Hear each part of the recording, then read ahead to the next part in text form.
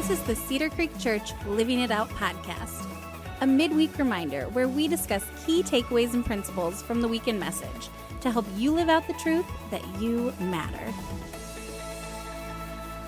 Welcome to the Living It Out podcast. My name is Kelly Pagel, and I have a very special guest with me today. Yeah, it's kind of fun. Yeah, it is. It's great to have you, Lead Pastor Ben Snyder. Good to have you here. Kelly, thanks for having me on today. I'm excited to share a little bit of the podcast and share some time with you. Yeah, absolutely. Well, we are just stepping out of week 3 of our BU series, and you just got back from some adventures. And we're going to have the opportunity to kind of unpack a little bit of both the message as well as what you were doing for the past couple of weeks. And so give us a snapshot of that trip. I was invited to speak at a conference a couple years ago at Wheaton College. And while I was there, the Ed Stetzer, who is like part of the faculty and staff, oversees a group of mega church pastors in a cohort of pastors pursuing a master's degree in ministry leadership.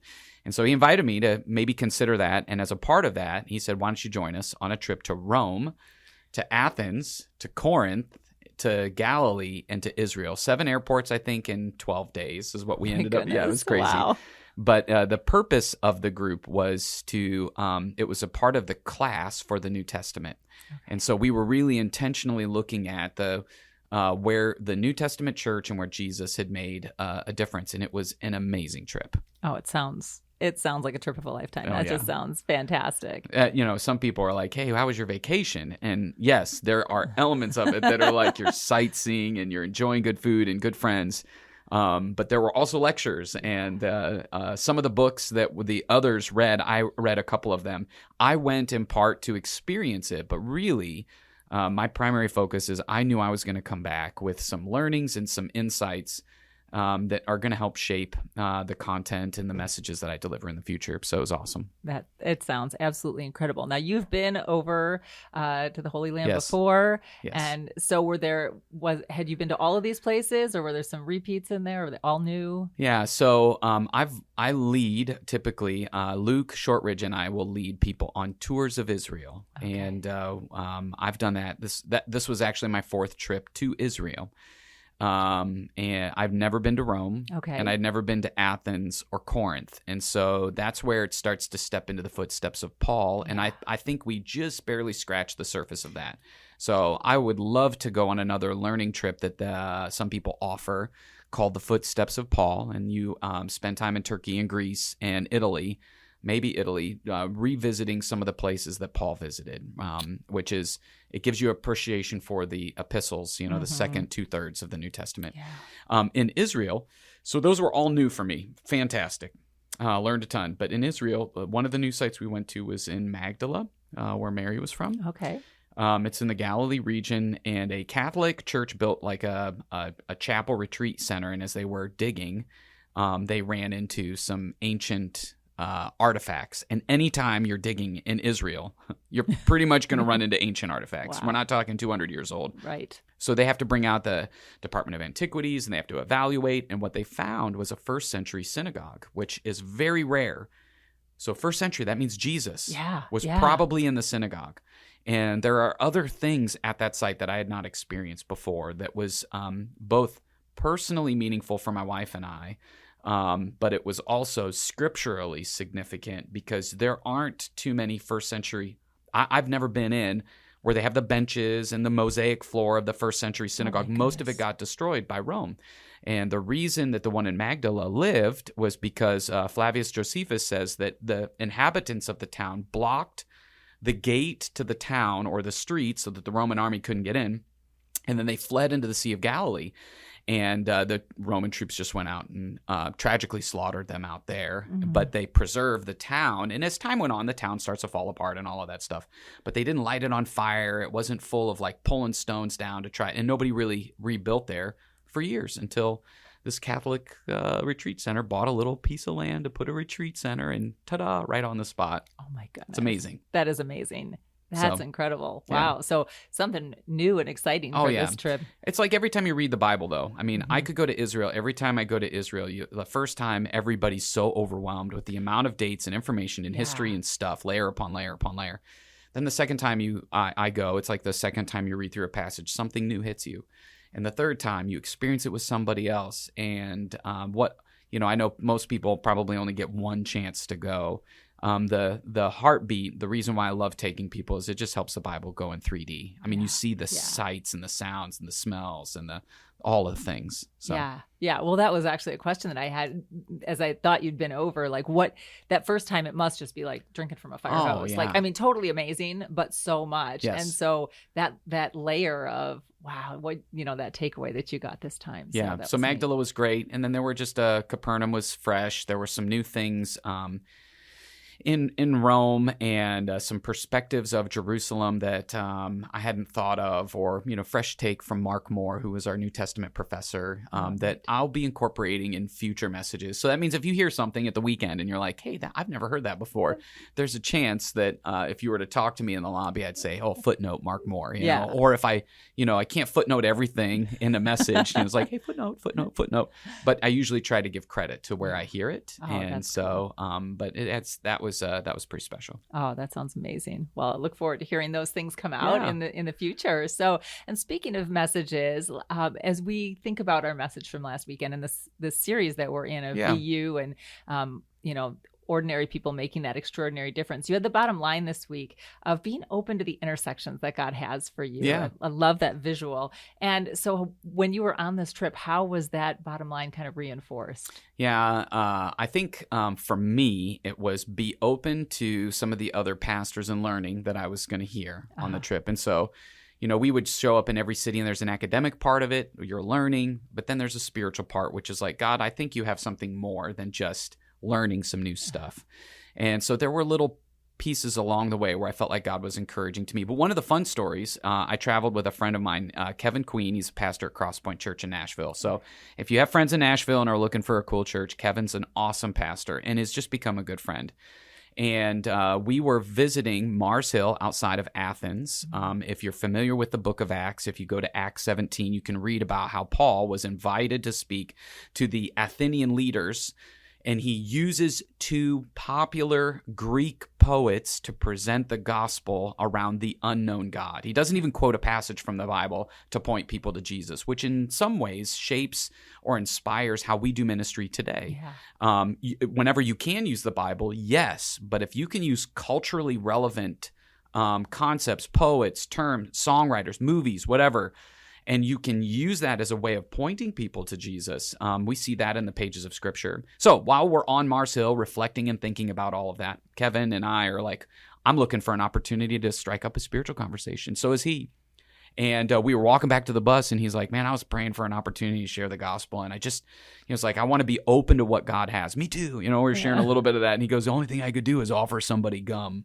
And it never really went anywhere. It was like we were looking for something, and sometimes that's the truth. It's a dead end. A few minutes later, a guy comes down and says, hey, Kevin, here's your name tag. Like, I wasn't a part of the conversation there. I heard about it later. We were talking about how we were looking for an opportunity. And so I talked to Kevin afterwards. We're on the bus. He's like, dude, I left my name tag. And this guy, I'll leave him unnamed, came down and chatted. And we just exchanged some information. So we'll see where it goes. Well, a few hours later, after visiting a couple more sites, we get back to the hotel, and I see Kevin leaving. He's like, I'm going to dinner with a guy. So I'm like, oh my goodness. Like, the guy actually reached out and said, hey, I would love to do dinner. Like, wow. And so Kevin's like, all right, I'm going to be open to the intersection. Yeah. We don't know where this is going to go. I think he joked with us, like, if I don't come back by 7, I'll see you in heaven. Right? Right. So I grabbed a couple of the pastors and we prayed for Kevin. And Lauren and I went out that night just to, it was actually Good Friday. They celebrated a week later. And there, we didn't know, is thousands of people come downtown to this church. So they're lining the streets for this Good Friday parade. It's a somber, like, Jesus is in the tomb kind of processional. And while we're standing there, just kind of taking in the thousands of people, Kevin comes walking right by us. Like right in front of us. What are the chances? What right? are the chances? I'm telling you, there are thousands of people we don't know. And Kevin walks from. We could have been 3 layers deep, and he would have missed us. We would have missed him. And he introduced me to his friend who crossed the line of faith. And so you just go. What started as hey, do you need a piece of gum? And from the other guy's perspective, he was sitting there just spiritually restless, and he said I had a sour taste in my mouth, and this guy offered gum, and I thought maybe there's something more here. And, Wow. and I mean, there's depth to the story. He grew up in Tunisia, grew up in a Muslim home, was given a Bible, started reading it, was curious about it, and God brought Kevin with a piece of gum to Mars Hill on a trip to start a conversation. And that's how little things can lead one after another or compound to make an eternal difference. Right. Yeah, that is, I mean, and to think that he had gotten the Bible, not from any of you, but long before that process, that was that seed that was planted. That's right. And so what a great reminder of it. It is those little things that we do and probably don't even recognize that could potentially be making a difference as things compound in the future. Well, the Bible came from somebody drove 250 miles to deliver it personally to his home. Wow. Because it's such a controversial thing in Tunisia, or depending on your upbringing. So, I mean, you just look at all the layers that God put together for that. It was pretty special. That is very special. Thank you for sharing that. Yeah. I think that is, wow, that is really exciting. Well, how do you top that? I don't know, but but we did just celebrate Mother's Day too, and I know that as we were conversing previously, you talked a little bit about a historical mom that did some neat things, and sometimes moms can feel a little ordinary, but I would say, in light of the story, for those of you that are moms or parents, the little micro investments that you make every day, don't sell yourself short. Right. And I think they compound over time. And I know we want to see all the results of that now. But just like the story with Kevin, just like what you see in Lydia, you see the impact over time. And one of the moms that's inspiring to me is the mother of Constantine. And I don't know her personally, but people ask, like, how do we know exactly where Jesus walked? And how do we know where Peter lived? And, you have all of these homes that now have Catholic churches or Greek Orthodox churches built on top of them. Is it speculation? Like, we don't have a ton of information back then. And so what you hear or read about in history is that about 300 AD, when Constantine made Christianity the official religion of Rome, his mom asked for permission to go back and find icons, which was important in that culture. May seem a little strange to our Protestant eyes if you didn't grow up Greek Orthodox. Basically, symbols or pieces of anything that was connected with Christ. And so if you imagine, like, going to Pennsylvania today and you ask where the Battle of Gettysburg was, everybody in the town would be able to walk you there. Why? Because it's happened within 100 years or so of our lifetime, maybe a little longer than that. But if you think about Helena goes to Jerusalem or goes to Galilee and says, hey, where did Jesus of Nazareth grow up? She's visiting within 200 years-ish of when Jesus' family would have been there, when Jesus lived. This history isn't that long. Right. And so what she did, or what they did, is they went and started marking those sites, building small chapels on those sites that as time went on got destroyed as the Ottomans or whatever came through. And then, the Crusades would come and they would build them back up. And then, there would be an Islamic war and they would turn it into a mosque. And so you see this like iteration back and forth.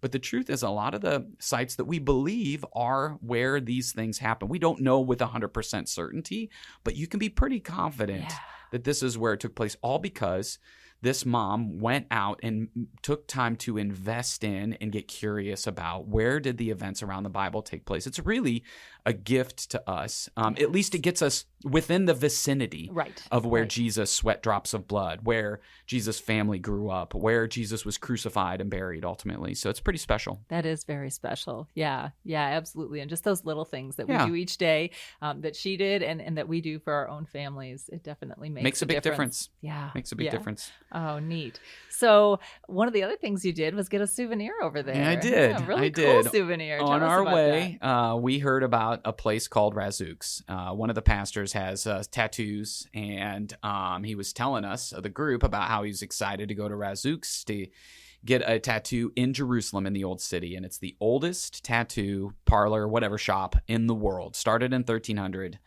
And there's an incredible story there. So I went and got, you can probably see it. I'm going to talk about it this weekend, so I'll tell you more of the story this weekend. So there's a little tease. All right. But yeah, Lauren and I we had talked about getting matching tattoos for our 20th wedding anniversary last year. And we looked at some designs. I drew a couple of things. It was just kind of like, I don't know that we really want that tattooed. It's like, I don't know that that's working for us. And as soon as we heard the story, we're like, this is it. And they call it a certificate of pilgrimage. It's not just a tattoo, and there's a reason for that, but they think it's important to help people mark significant moments. And while we were there, some Coptic Christian priests from Egypt were coming in to mark their pilgrimage. They've been doing this, the same family, for 28 generations. So it was so fun. It was so fun. I'm ready to go back and get another one. Wow. That is really cool. Yeah. You don't think about that. And that opportunity, Paul would step in, and if he was a tent maker, he'd step into the marketplace. That's and right. This is a potential opportunity for Christians to Yep, step they into use their that as gifts well. to help people mark significant moments in their faith. Yeah. That's what I love about Lydia. Lydia used what she had to make an eternal difference. That's what I love about Helena. She used what she had.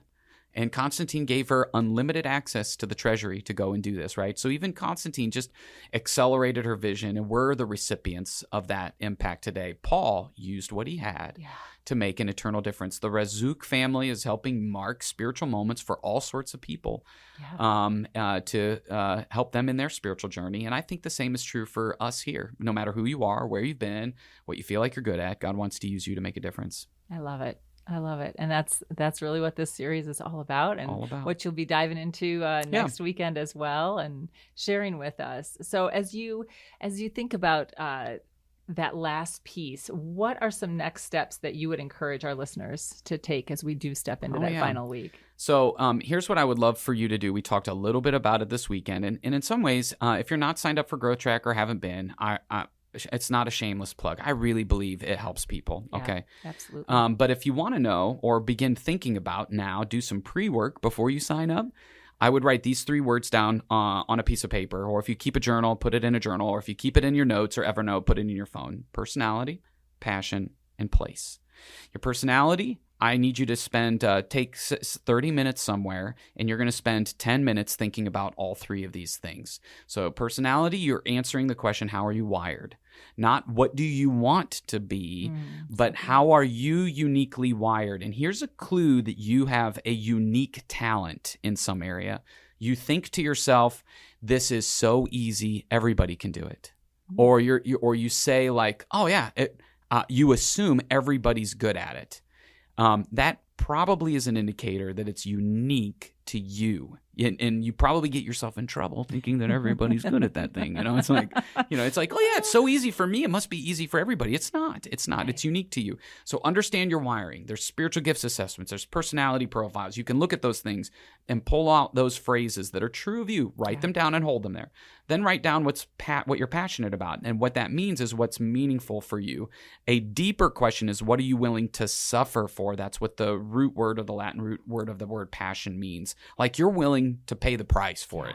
So think about what you're passionate about, not just what excites you, but what you would be willing to work hard for, give your life for, or invest more time than, like people who love to play piano, they take their free time to practice piano. You know what I mean? It's like, what are you willing to suffer for? And then the last thing is, what's your place? Where are you right now?